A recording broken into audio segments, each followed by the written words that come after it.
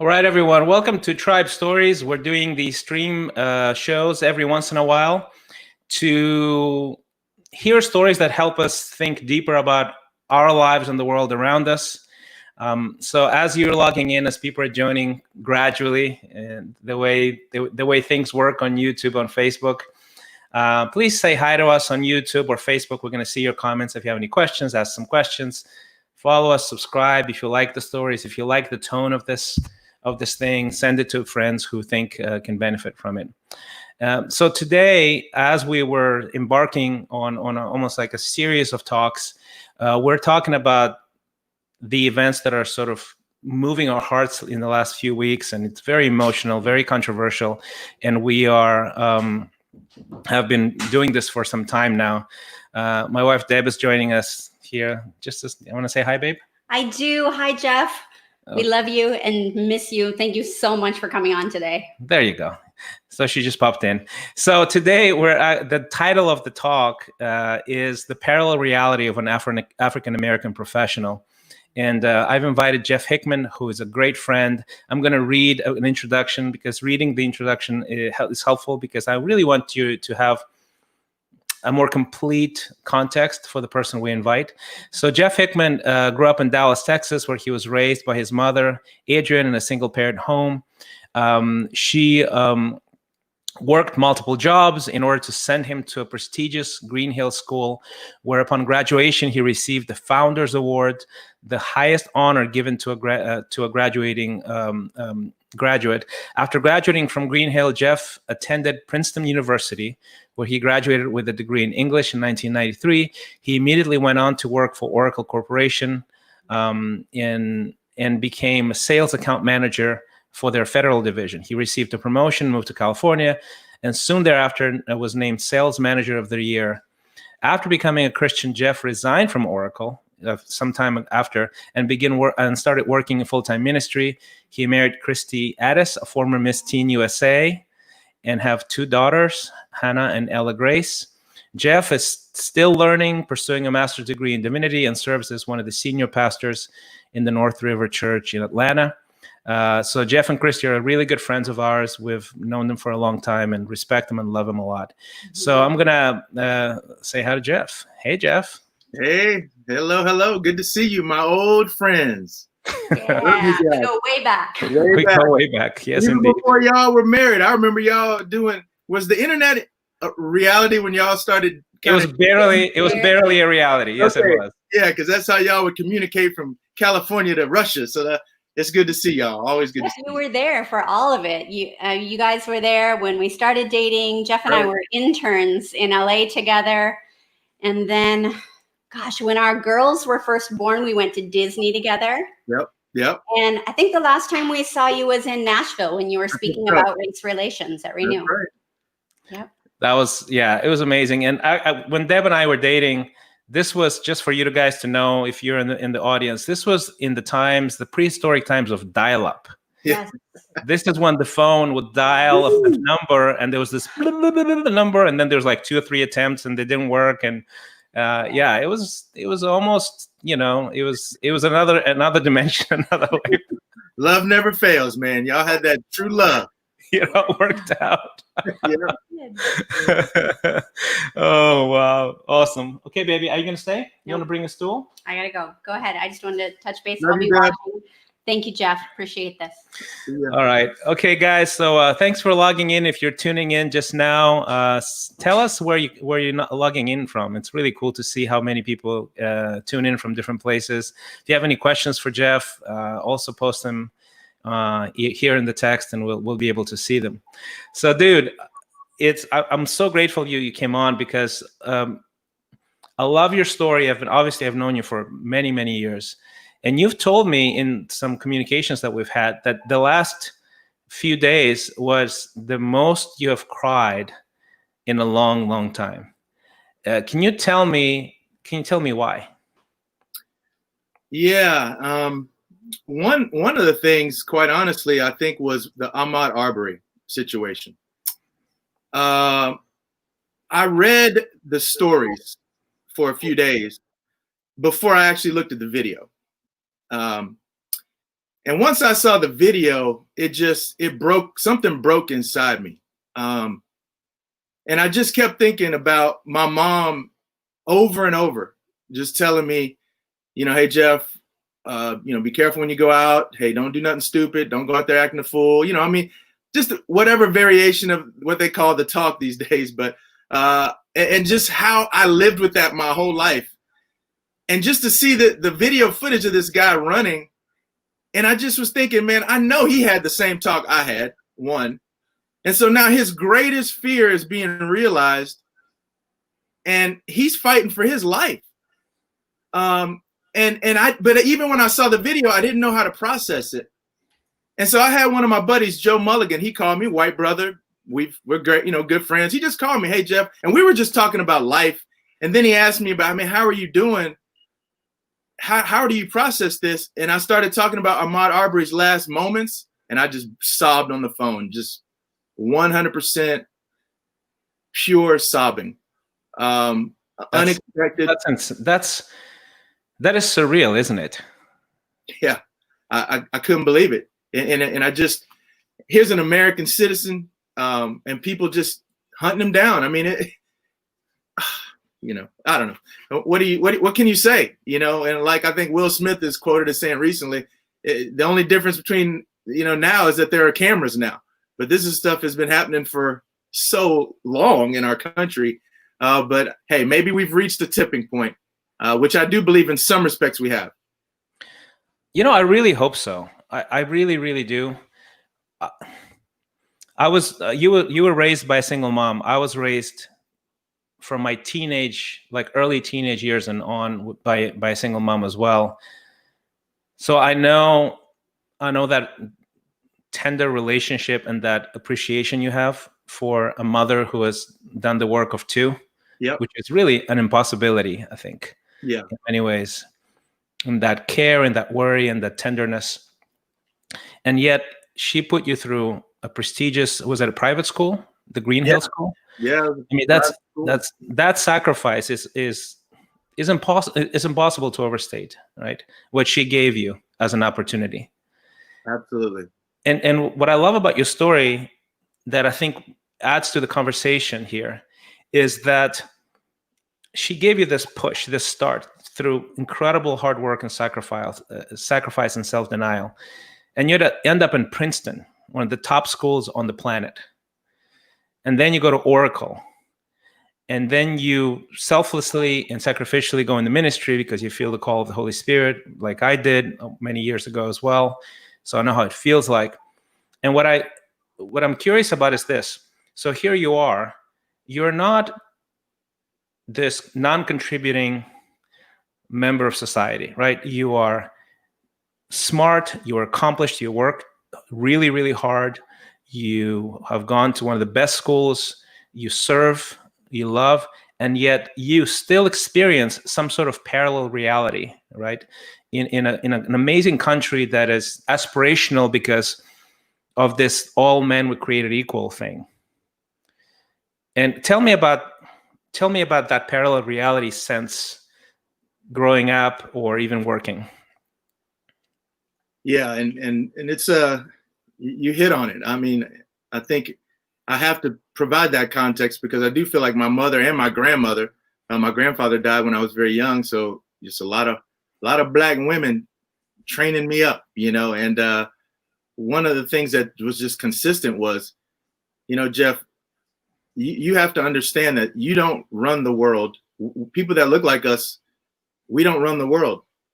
If you want to succeed, if you want to get past just kind of where we were, kind of the, we're middle class, lower middle class kind of place in life.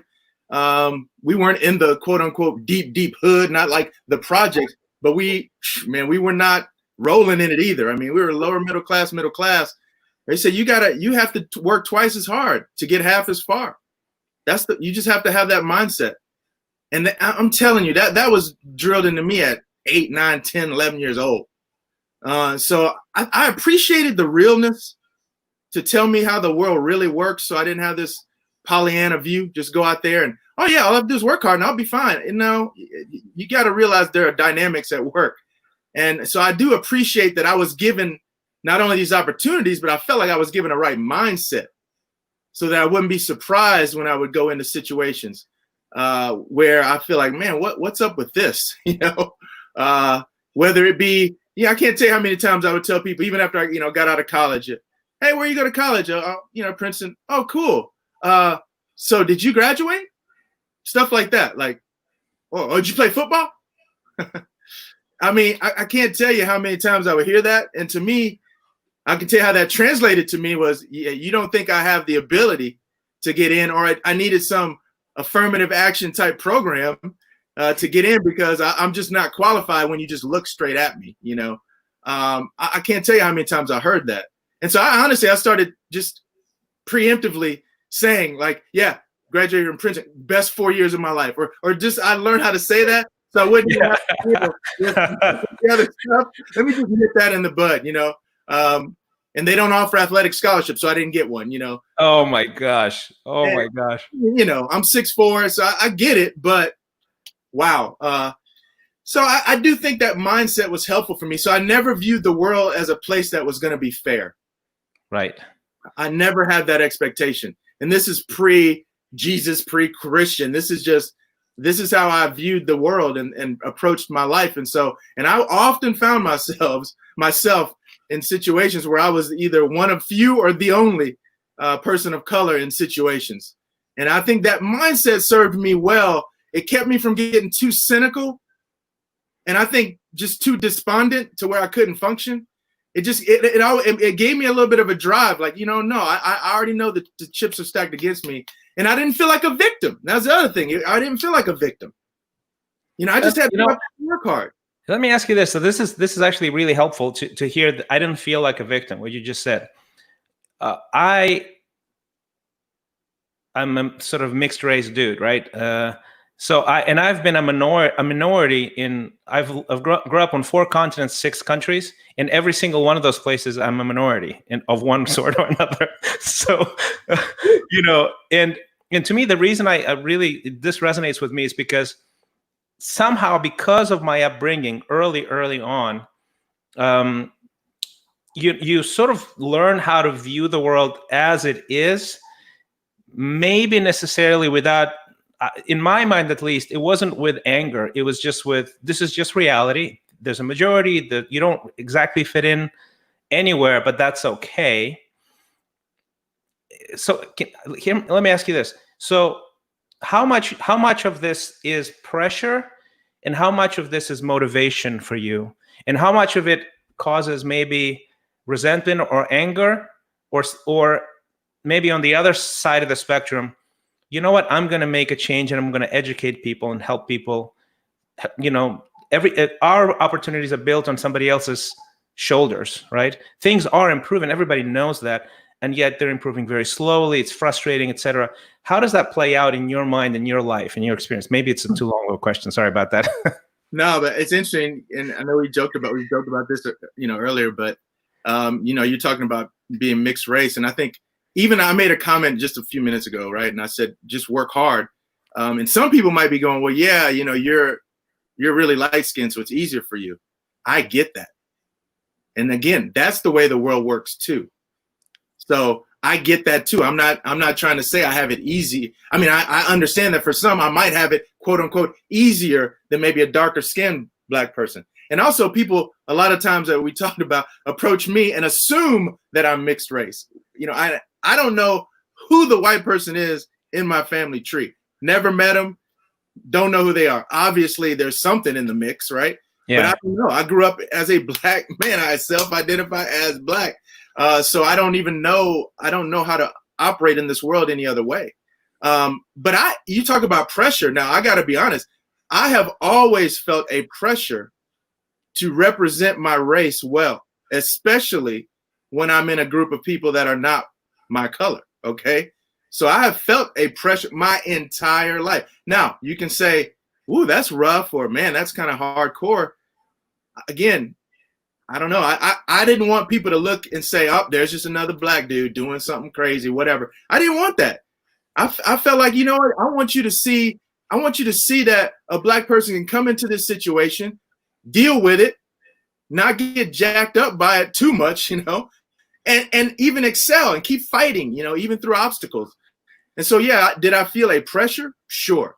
I felt the pressure to represent Black people, to put something out there that, hey, people can succeed even if they don't look like you, and not treat and so that's always been a part of my story, and I feel like I've taken that with me wherever I've gone. But the challenge has been too, Christian, is a lot of times I've had some of the deepest struggles with the Black community, to be honest. How I can't so? tell you Can how you many unpack that a bit? Oh my goodness, yeah. I mean, I can't tell you how many times growing up, wow, you talk really proper. You talk white. You're just a white dude. Stuff like that, and it would hurt, but I didn't know how to process it, to be honest with you. Those things hurt me more than almost any other thing, because again, I felt like I'm trying to do something for our people. I'm trying to achieve. I'm trying to make a name for us and show the world that, we can do this. And yet I come across with some of my own people. I remember one time I was playing in a basketball, an all-star, like a high school basketball Dallas all-star team. We flew to Vegas to play in this big tournament. And a couple guys ended up playing in the NBA off of that team. And so we're on the plane flying over, and the coach said, hey, guys, for the program or something at the tournament, they want to know all our SAT scores. So just put your SAT score, write it on a piece of paper, and just send it forward to me in the plane. Okay. So I write my SAT score, put it on a piece of paper, send it forward. And a couple of dudes, somebody opened it up and just blasted me. What? Because I had a high SAT score. Oh, yeah. And I mean, I'm telling you, it was not just one dude. It was like a mark, like, oh, you one of them, you trying to be educated, or you think you all of that, and I'm like, I mean, I just sat on the plane like, what is going on here? I got ostracized the whole trip. It was one of my least favorite memories of my life. I never got invited to hang out in the rooms of the Black players or nothing. And I just remember sitting outside of an AM PM in Las Vegas by myself on this trip, supposed to be on this team, and like, man, what happened?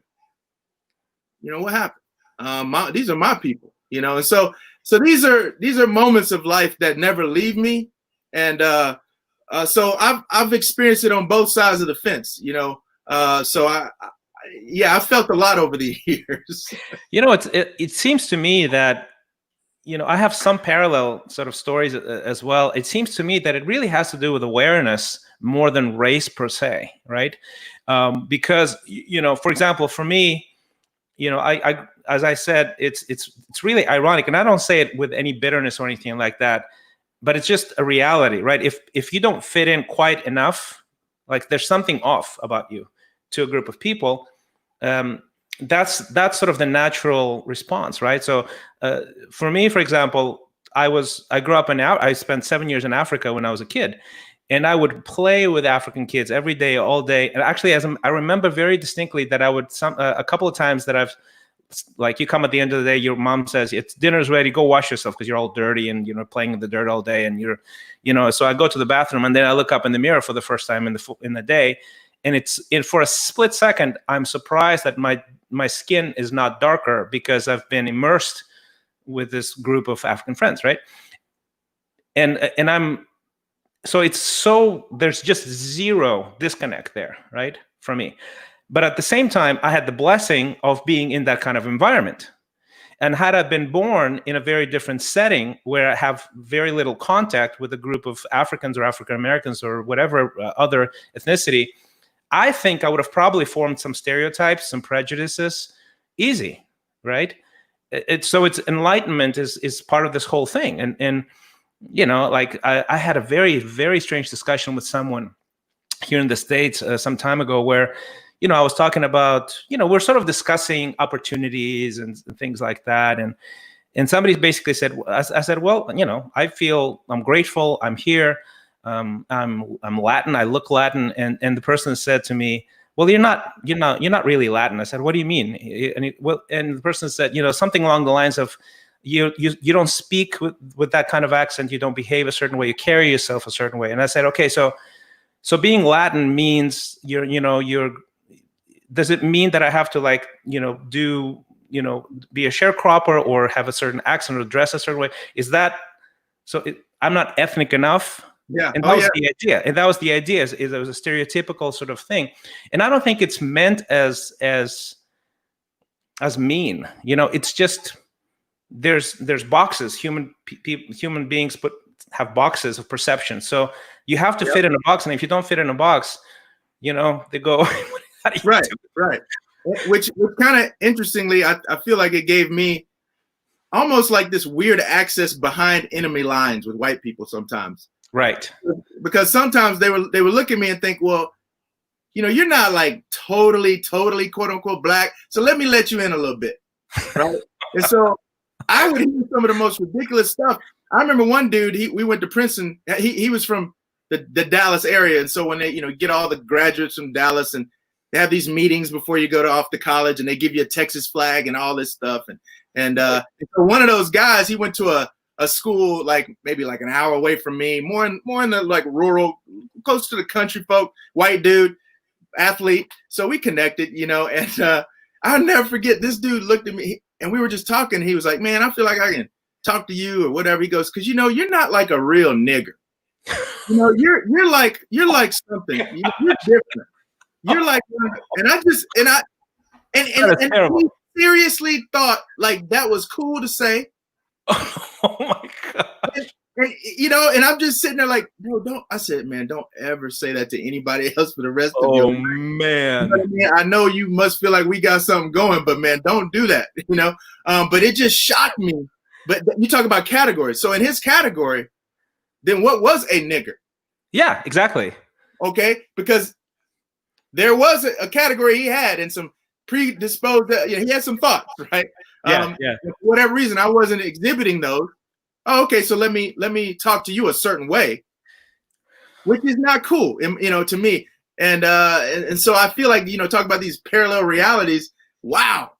If you're an African American, especially in the corporate world or in places like this, you seriously have to figure out who you're going to be. And some people just not going to be feeling you talking a certain way or talking about topics a certain way. It's not going to happen. And so you have to learn how to deal with it.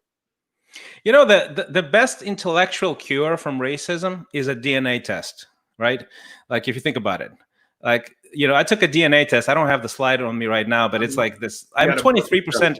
I'm 23% actually Native American, and it's just the slew. It's much more complicated than I thought it was, and everybody is a mix, right? Everybody's a blend of things, and to me, it was really fascinating to know that and go, what? Then how do you even put yourself in a box? Because you want to, right? Like you said, I self-identify as a black man. It's a cultural identification, and then for you, it means a certain set of things, and for other people it means something different.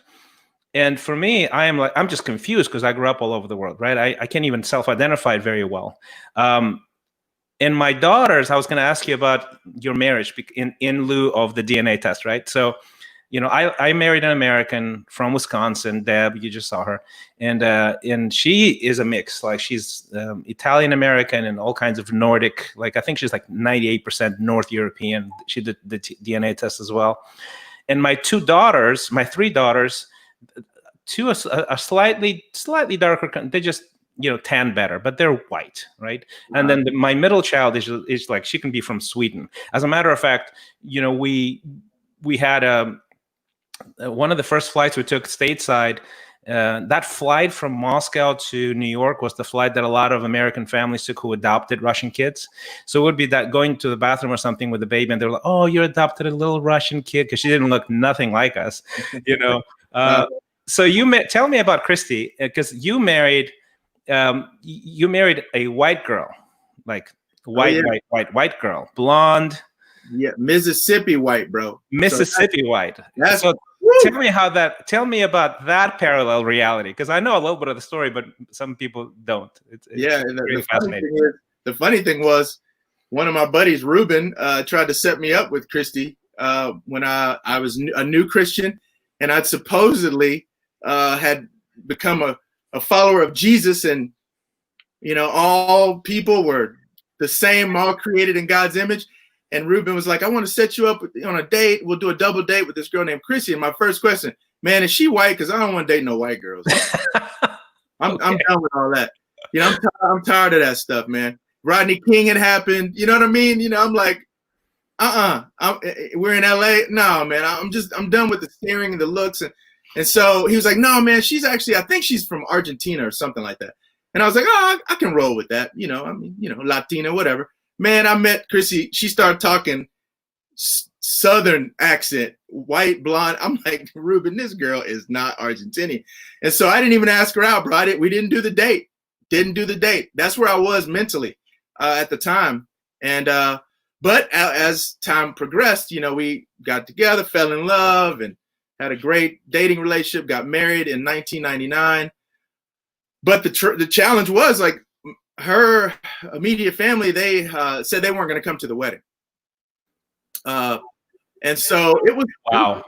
Oh yeah. I mean, and her mom was straight up, and Kristi was like, look, if you don't want to come, let's not talk. Cause every time we get off the phone, it's hard for me because I want to marry Jeff. I mean, I wrote her a letter.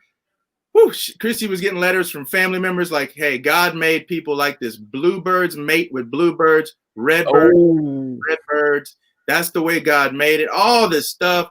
She was feeling a lot of pressure. It was kind of taken away from the joy of it all. But hey, we got married, and finally, her mom came, and her grandmother was always cool with it, interestingly.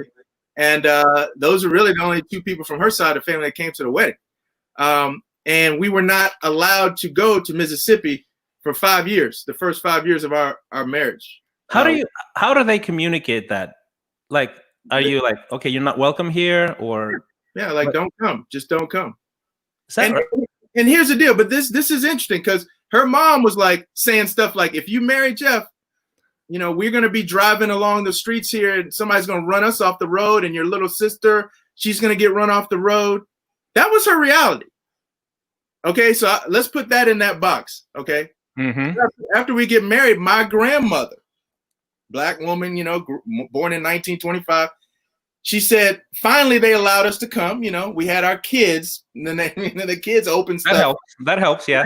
So then they said, okay, y'all can come. So my grandmother told me, she said, Jeff, I know you need to drive to Mississippi. Do not tell me before you go. Only tell me when you come home. Oh. Because I will not sleep knowing that you have to drive to Mississippi. Do you see what? My gosh. This is the reality. My grandmother that's her. When you drive in Mississippi and you Black, you in trouble, and if you got a white woman in the car. Oh man. So that's the stuff. And this, dude, we're in the 20s. This is 2000s by then. And that's where it's at. And so, but now I got 2 daughters, right? We got 2 daughters. One of them has my skin complexion. Yeah. Plays basketball, listens to hip hop. Most of her friends are Black, right? My older daughter, has more of the complexion of my wife. Okay. And a lot of most of her friends are white. Honestly, she's got a kind of a decent mix, but okay. But she genuinely more identifies with white. Yeah. Naturally than Black. And the opposite with my younger daughter. And in fact, my younger daughter can, she has a little bit more of an activist vibe in her. Mm-hmm. And can kind of be like, man, these white people, man.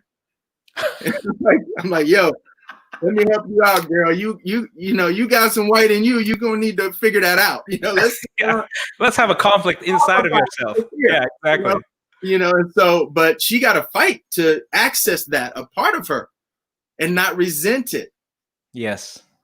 And so there's a lot of dynamics at work. It's a parallel reality. I mean, she just can't walk into, and she's like me. Like I tell my friends at North River, I say every day of my life, I walk out of my house, I know I'm a Black man in America. I'm 48, 49 years old. I have never, ever, ever gone a day without thinking about being a Black person. Now that's heavy, man. Like, it's never, Christian. And I'm telling you, I got, great friends that are white and some older or whatever. And they just look at me like I'm crazy. Oh, Jeff, everyone loves you. Jeff, you're a nice guy, and you're a professional. You're an Ivy League grad. How could you possibly think that way? I ain't walking out of my house, and I'm gonna know the situation. Yeah. And George Floyd, that could be me. Yeah. And again, that's what broke my heart about the George Floyd situation, is I started picturing, some of the brothers in the church that I love. What if that was them? Because that man wasn't fighting. He wasn't swinging. He wasn't on, like Rodney King. Oh, he was on PCP and he was crazy. This dude wasn't doing none of that. And so it could be any of us. So I don't walk out my house, man. I'm trying to stay alive. I'm not trying to get taken out by peace officers. And I think that's what bothers me the most, because I know you, and I know you have excelled, you have worked, you have served, you're minister, you're not only educated, but you're respected. And still there's that potential. And I think that's what's rocking this country right now. It's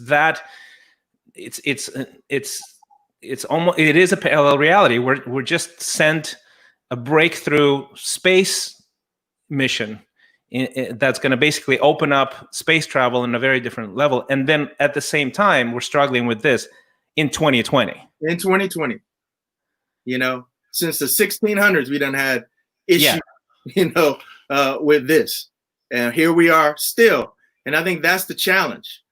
It's the fatigue. It's the frustration. And again, and for whatever reason, God has allowed me to interact with whatever quote you want to use, the upper echelon of, Princeton grads and Oracle sales reps and whatever. I've been around highfalutin, whatever word you want to use, white folks. And just, man, I'm telling you, historically, to see the silence, the unwillingness to talk about these things. And that's the challenge, Christian. But I feel like it's changing. I really do right now, because I told Tom Brown, I appreciate one of the brothers here that I love. We work together in the ministry. He's older than me, about 20 years older, and we talk often about this stuff, and I appreciate that he initiates those conversations. It's very helpful. But we've been talking, and I said, if I had to sum up my life, my interactions with white people, talking about racial issues, I would categorize the majority of time, I feel, one, they don't want to talk about it. Right.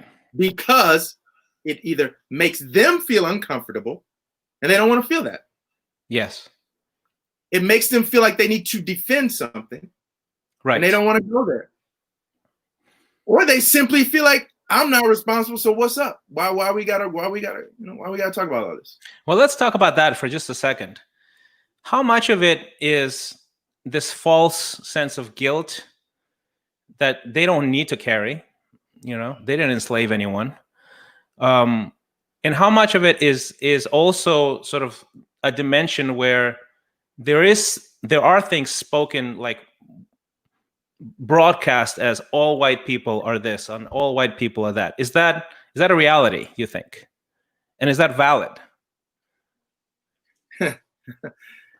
Well, Christian, I think people have manipulated a lot of information. And so I think that's probably true for a lot of people. They feel some guilt, but sometimes I think guilt is stoked by media outlets, social media, and the like, and so I think it creates some of this stuff. And I can't speak to all of that. I'm not an expert in all of that. I know my lane. But at the end of the day, like I've had to kind of transition my personal dominant allegiance from my race to my Lord, Jesus. Okay. Yeah. And to me, he came into a situation that he didn't, quote unquote, create, but he was willing to submit himself and surrender and serve people and take take on the worst that they had and still love them. Yes. And I'm trying to be that person in my interactions more than a black man in America. And some people may say, oh, Jeff, that's all that religious stuff. The white man used to use religion to, keep slaves down. Yeah, they did. And all of that is true. But that don't have nothing to do with me when I wake up in the morning and open my Bible and go and decide to go out there and be the light that Jesus calls me to be. I can't respond to stuff that I hear on the radio or on the news. Correct. I can't use that as my dominant stuff to combat all the stuff that's going on. I use the word of God that I believe is inspired, the message of Jesus and who he is and what he has brought, to our world.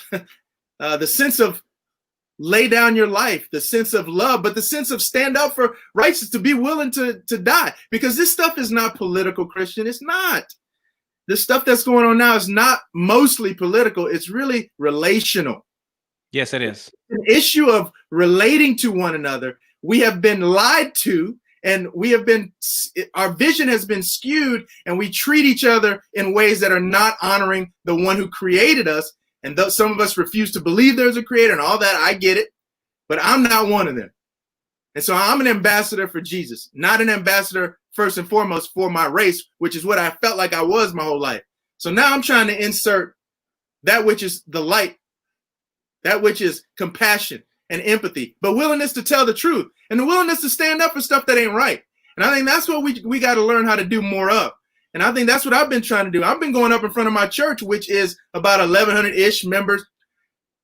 I don't know the exact racial breakdown, but it's very diverse. And I'm just getting up there telling people I'm not feeling great or whatever. This is where I'm at. And just being honest with them. Because I think people want to hear. They don't want to just hear me say, you know what? God loves us all. Love never fails. It's like, man, I'm messed up. I'm kind of upset about this, which I am, to be honest. But you know what? I gotta process this through the cross, man. I gotta process this through the light, or else I'm gonna just end up mad. Yeah, absolutely. We're doing a joint service here in Austin, Texas, with the Johannesburg Church this Sunday. Oh, amen. And nice. so I'm on the phone with Justin Rendon, who leads a church there.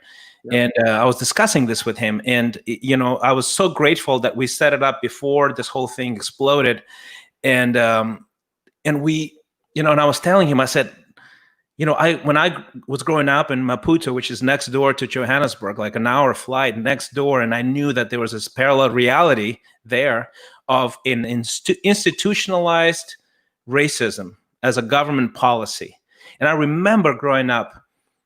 And Nelson Mandela was my hero. He was like, people were, they had their superheroes. Nelson Mandela was my superhero. Mm-hmm. And I remember I left, when I was 14 years old, and years later, Mandela walked out of prison after 27 years in jail. And then he becomes president. And everybody was thinking, this is it. This is going to produce transformational change, and it did, and it didn't at the same time. And that was the amazing thing that I was sort of discussing with Justin today, is that Mandela, with his biblical approach to reconciliation and peace and conversations, right? I mean, it was just incredible what he did. He prevented civil war straight out, right? And yet, decades later, Mandela's gone. And South Africa still has racial issues, all kinds of tensions. And that's, I think, the weight, I think, that we all carry is that, okay, I really feel like things can progress, and they have been progressing. But it seems to me that the only thing that will change everything is Jesus. That's where I'm putting all my hope, Christian. Yeah, that's what I'm betting on. I don't think it's Pollyanna. I don't think that's just, you're just preaching Jesus and that's no. I believe that man showed us how to deal with the worst the world has to offer. Yes. I mean, think about, why would God create this and then come in flesh as a person and just take all of this racism and classism and sin on, Yeah. And just take it upon himself, but again, still come out still come out loving people.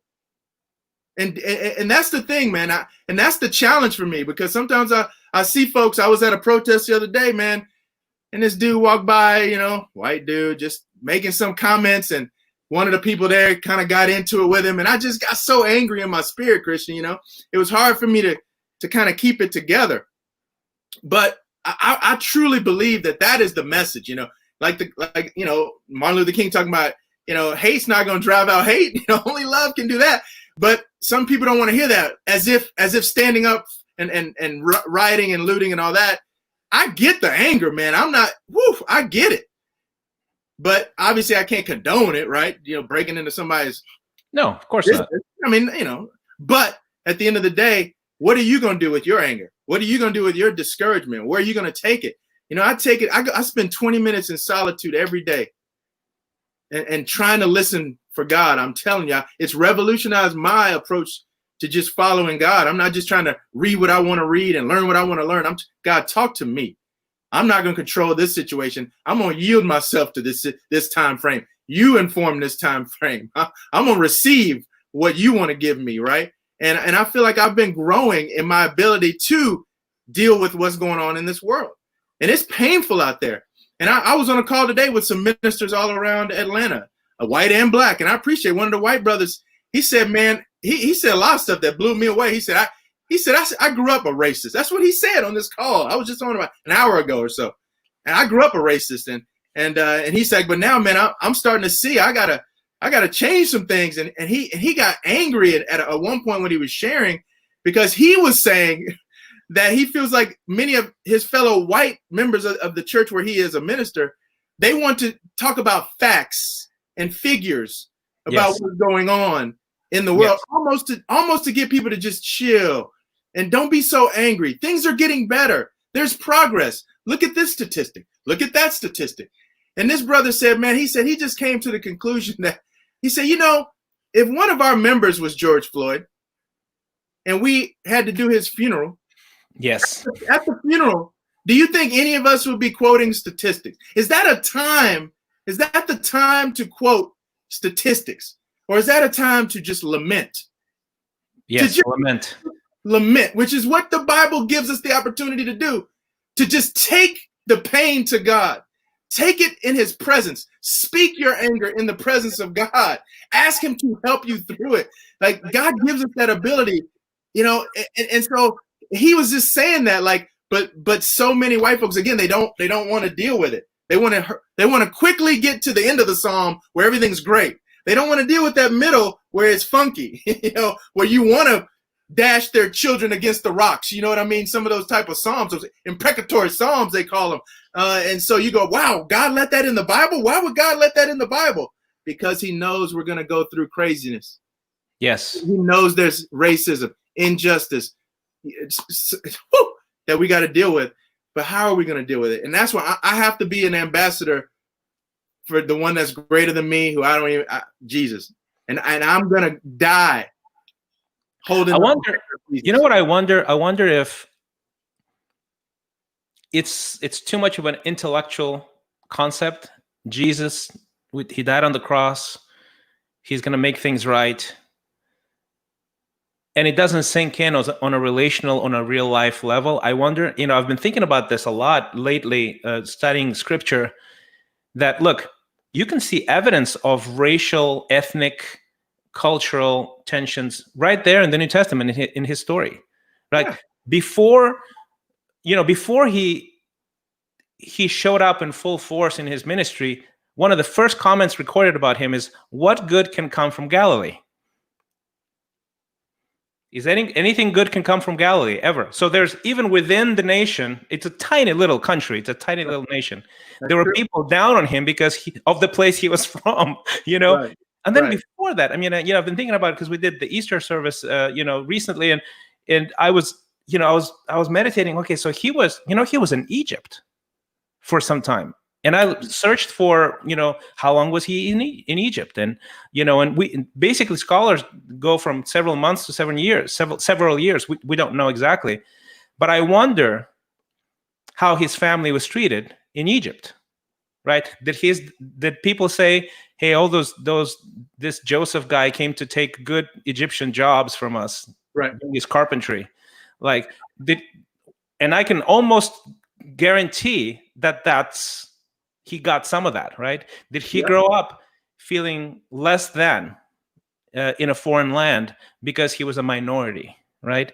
Not to mention, the followers of Jesus, these provincial fishermen guys, trying to spread a message in not only in Judea, but to the ends of the earth, where people would look at them going, who are you guys? I mean, you're a little sect from a distant province of the Roman Empire.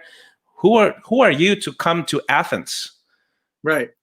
To the intellectual capital of Western civilization and tell us what to believe. Right.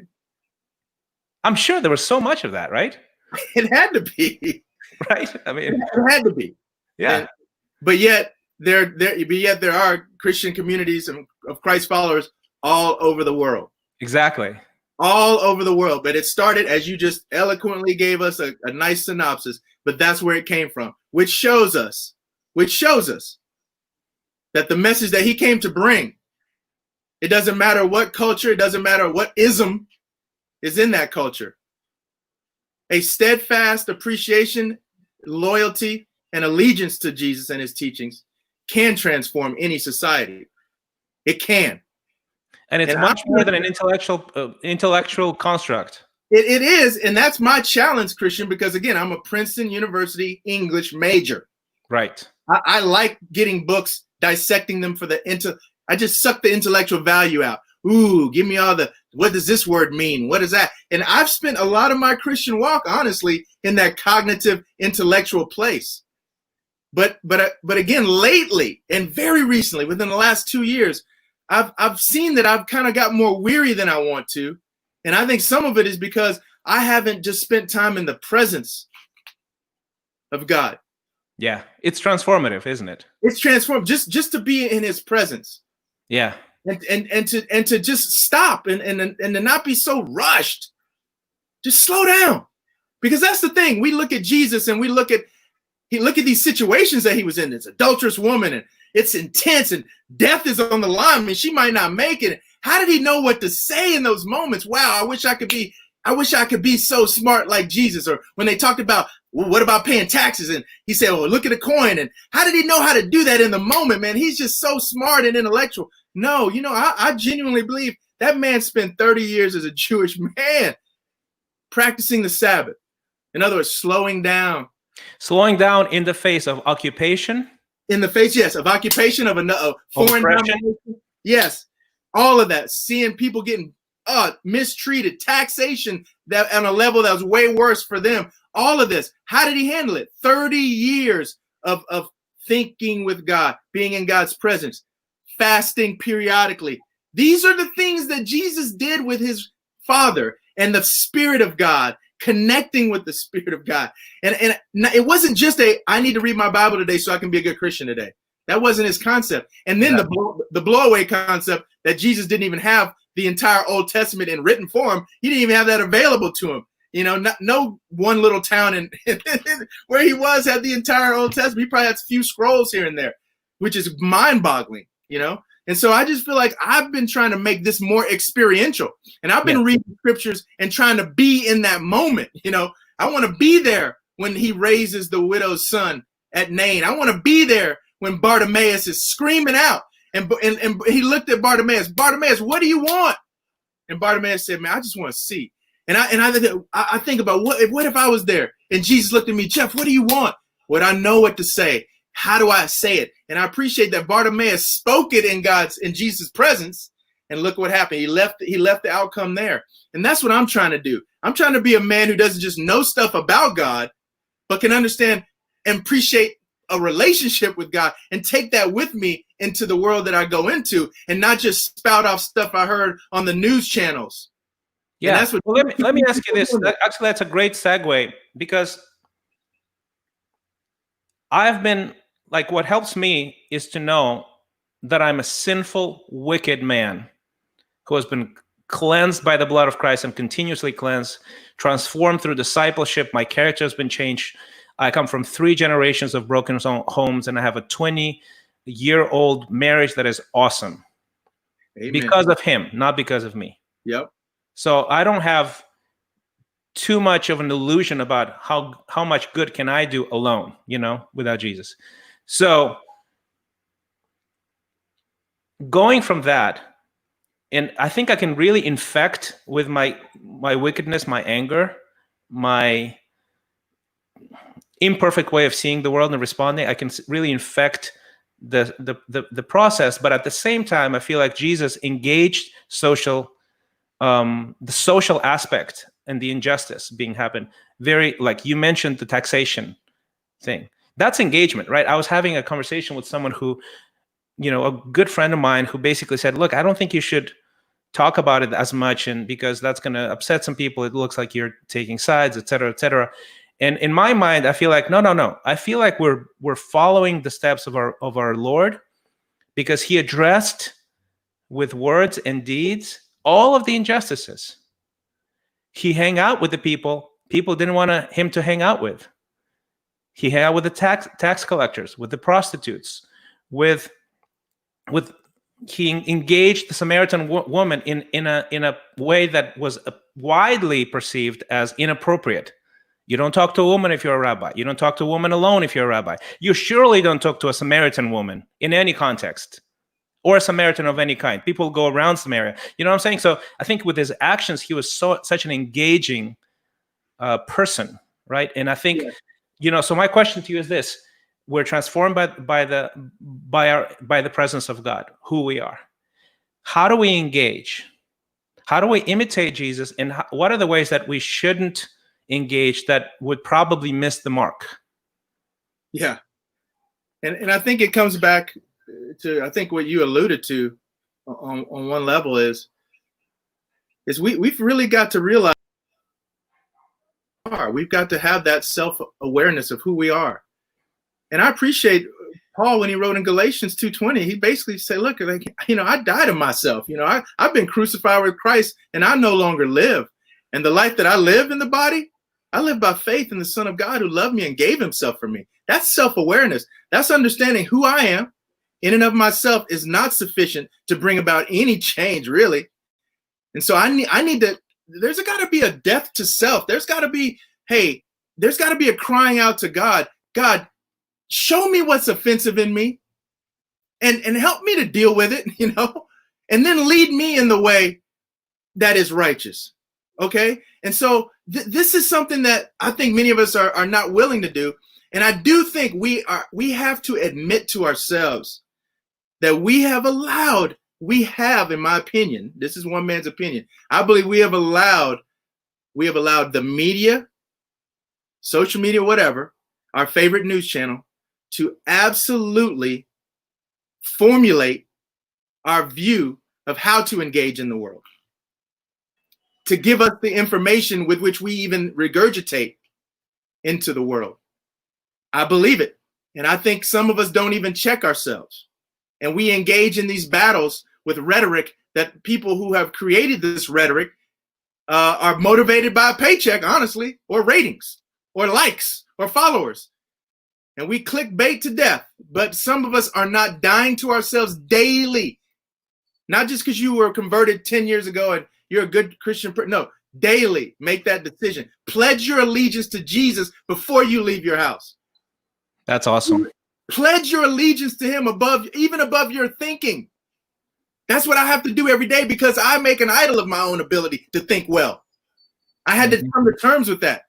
I liked it when people were impressed with my Ivy League degree and all this stuff. So I think I just got to a point where I like being impressive and smart.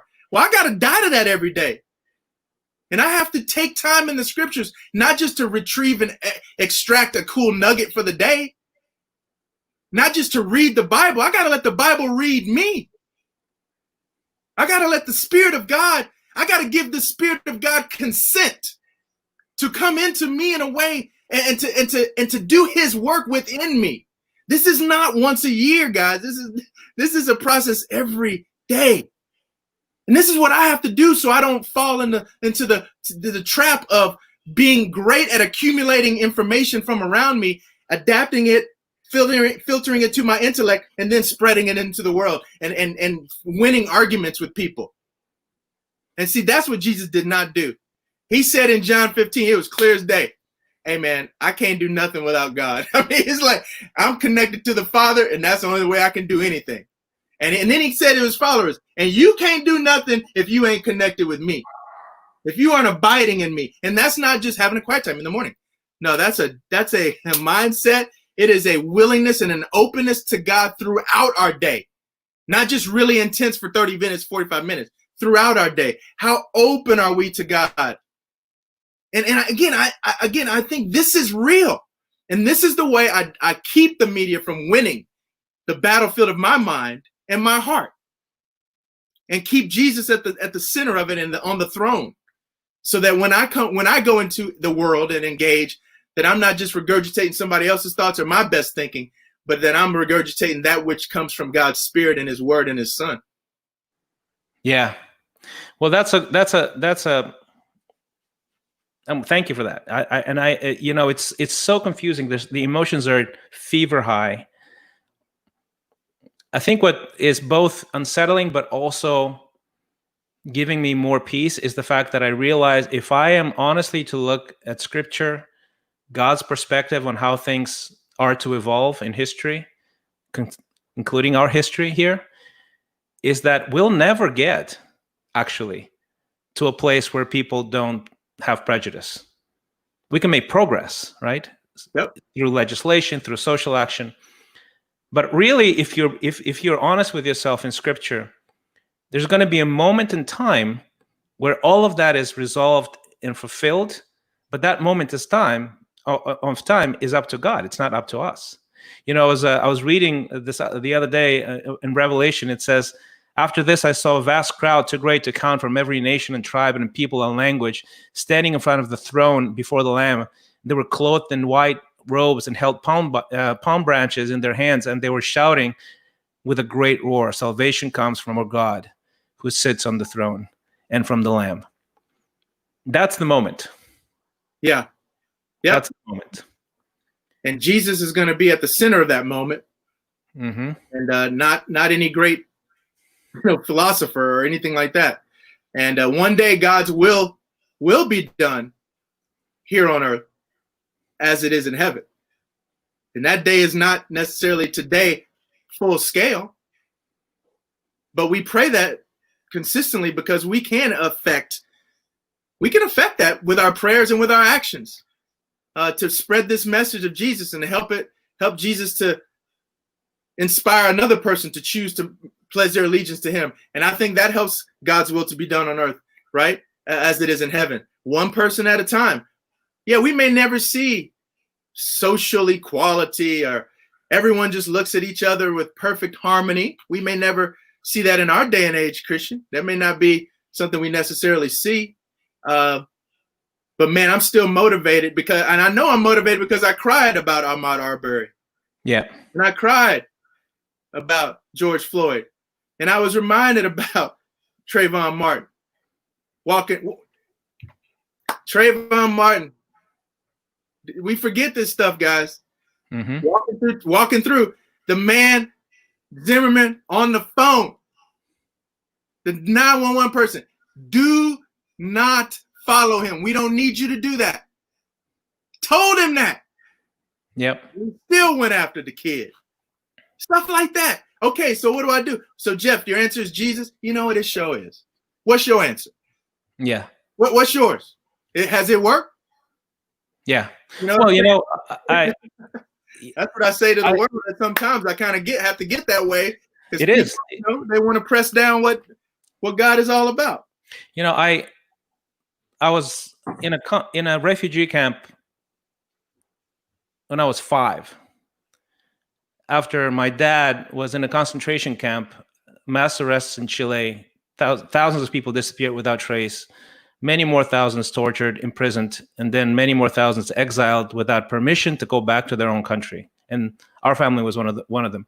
And I can tell you story after story after story, from Chile, from civil war in Africa, from the fall of the Soviet Union, and violence and oppression in Russia and the Eastern Bloc, story after story after story, to remind myself and everybody who I have in contact with that, yes, change will come, and we are responsible to bring the kingdom, to advance the kingdom here on earth. But the kingdom will fully be realized not based on me. Yep. When the king decides to show up in full force. The king who experienced the same stuff we're experiencing, as we've talked about.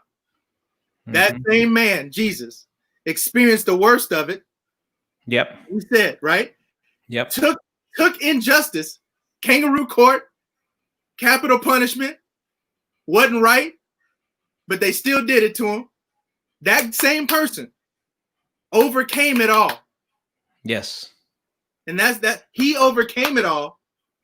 And then with a power that should make us go, is that true? Or wow, can I really believe in the resurrection? And if you don't believe in God or Jesus or whatever, I'm going to encourage you, study what happened on that cross. And you give me a better answer to the problem of racism than the cross, where hatred meets somebody willing to take it on and even allow it to take him over, but he can still defeat it and be raised to a life. And he is still alive. And that's the thing. He is still alive. And those of us that follow him, we are the ones that are going to keep bringing this message to every nation under heaven. I'm telling you, that's our only hope. It's our only hope. But we can use the judicial system, and we can use charitable organizations as well. We should, and we need to volunteer, and we need to peacefully protest and do all of these things, because I believe they all can play a part.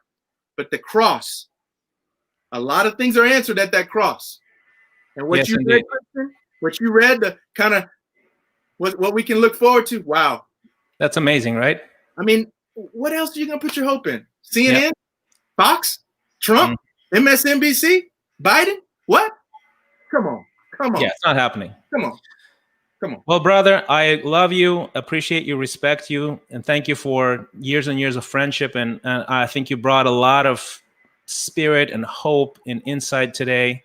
Hopefully this is going to reach people and heal hearts and give people both a call to action, but also a peace beyond understanding. So I love you with all my heart. Thank you for doing this. Appreciate you. Keep doing the great work. And I hope to see you soon, man. It's been a minute. So hopefully we can get in the same place soon. I love you. Let's do this, man. Come on over, man. Yeah, would love to. Thank you. Okay, guys, I'm gonna shut it down now. If you find this useful and helpful, please subscribe, share it with people, send it to your friends. Let's keep the conversation going and centered on healthy, powerful, biblical, life-giving things that can really help us get there. Thank you.